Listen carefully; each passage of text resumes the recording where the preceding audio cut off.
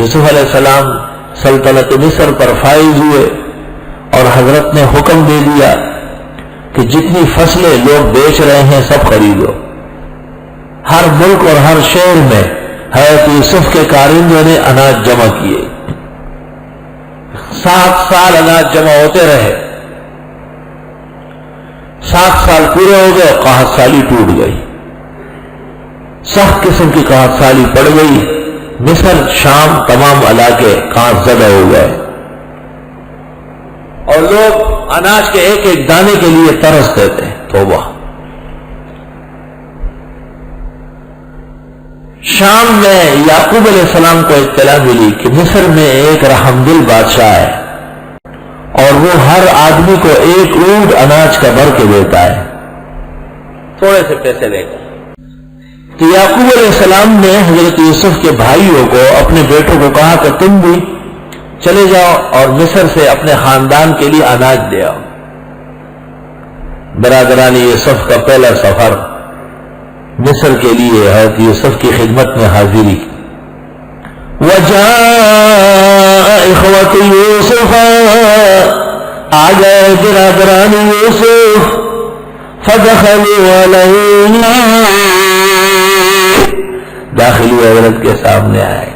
دیکھا تو یہ ٹوپیاں ٹیڑھی رکھی ہوئی چل رہے ہیں. فعرفہم، حضرت نے ان کو پہچانا. وہم لہ منکرون، اور وہ حضرت کو نہیں پہچان رہے. ان کو یہ خیال کہاں سے آئے گا کہ ہمارا قافلے کے ہاتھ بیچا ہوا بھائی مصر جا کے ان مرحلوں سے گزر کے آج اللہ نے اس کو سلطنت مصر کے خزانوں پر بٹھایا ہے. لیکن یوسف علیہ السلام تو دیکھ رہے کہ یار لوگ آ گئے، اونٹ وونٹ باندھے ہوئے. اللہ اللہ. جس زمانے میں یہاں پر ایک مؤذن صاحب تھے، عبداللطیف نام تھا پنجاب کا، وہ بچوں کو پڑھاتا تھا اور وہی مؤذن بھی تھا، مدرس بھی.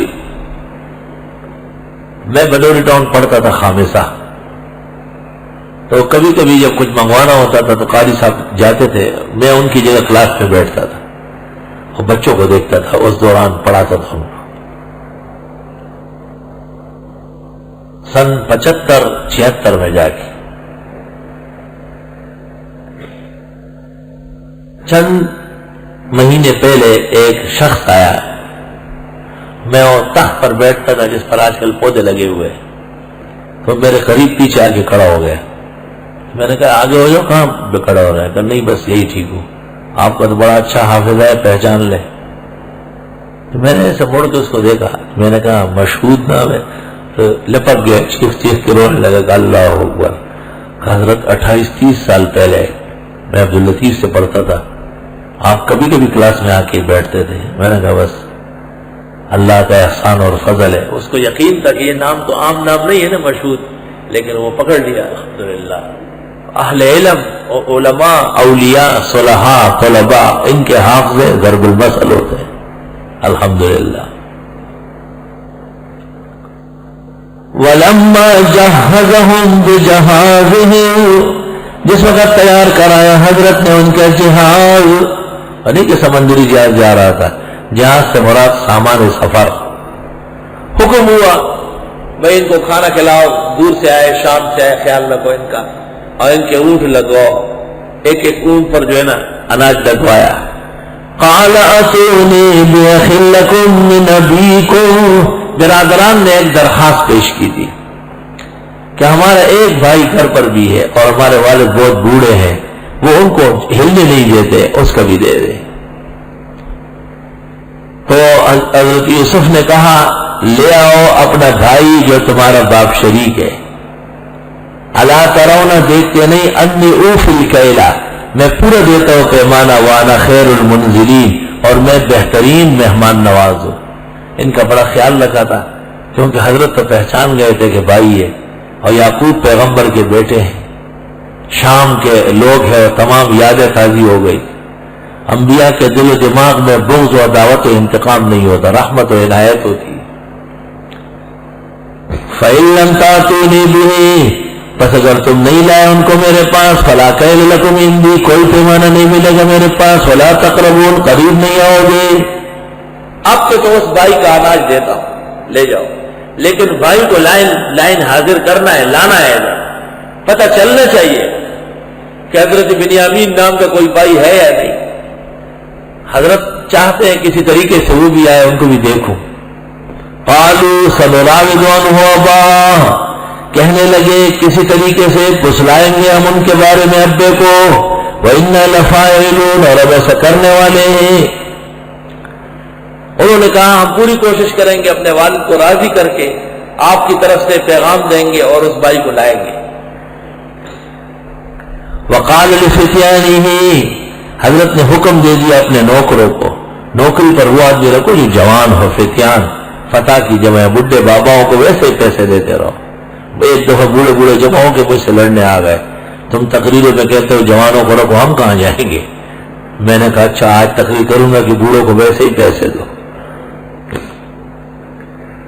اور فرمایا حضرت نے اپنے نوکروں سے جو نوجوان تھے، اجعلوا بضاعتهم فی رحالہم، لٹا دو ان کی پونجی ان کے سامان میں، لعلہم یعرفونہا، ہو سکتا ہے یہ پہچان لے اسے، اذا انقلبوا الی اہلہم، جب چلے جائیں گے گھر والوں میں، لعلہم یرجعون، ہو سکتا ہے واپس آئے۔ اب بات سنو، یوسف علیہ السلام کو دو خطرے ہوئے، ایک خطرہ یہ کہ جب تک یہ اناج ختم نہیں ہوگا یہ نہیں آئیں گے، اناج ختم ہو تو آئیں گے، پہلے تو نہیں آئیں گے۔ اور دوسرا خطرہ یہ ہوا کہ یہ تب آئیں گے کہ ان کے پاس پیسے ہو، تھوڑے سے پیسے حضرت لے کے تھے، اور وہ لوگ پونجی لے کے آئے تھے، پرانے زیورات، ان میں یوسف علیہ السلام کی والدہ کے کڑے بڑے موجود تھے۔ حضرت یوسف نے دیکھا کہ اپنی والدہ کے زیورات انہوں نے لا کر کے اناج کے لیے دیے، تو حضرت کو ڈر ہوا کہ یہ گھر والوں کی اور مری ہوئی عورتوں کے زیورات لوگ اس وقت بیچتے ہیں جب بہت ہی حالت خراب ہو، ورنہ لوگ رکھتے ہیں۔ تو حضرت نے یہ حکیمانہ تدبیر فرمائی کہ ان کی وہ پونجی واپس سامان میں لپیٹی، کہ جب یہ اناج کھول کے دیکھیں گے اور سب کچھ واپس، تو حضرت یعقوب کہیں گے فوراً جاؤ واپس لے آؤ، پیسے کیسے واپس آ گئے، اور یوں آسان ہو جائے گا بھائی کو لانا۔ یہ حضرت یوسف کی تدابیر ہے۔ رموز مملکت خویش خسروا دانن، حافظ نے کہا ہے حکومت کے داؤ پیچ حکومت والے جانتے ہیں۔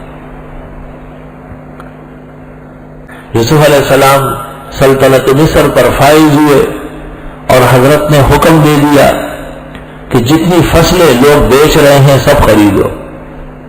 ہر ملک اور ہر شہر میں حضرت یوسف کے کارندوں نے اناج جمع کیے، 7 سال اناج جمع ہوتے رہے،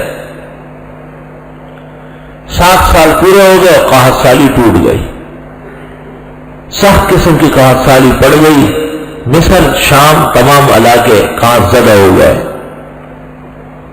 اور لوگ اناج کے ایک ایک دانے کے لیے ترستے تھے۔ توبہ!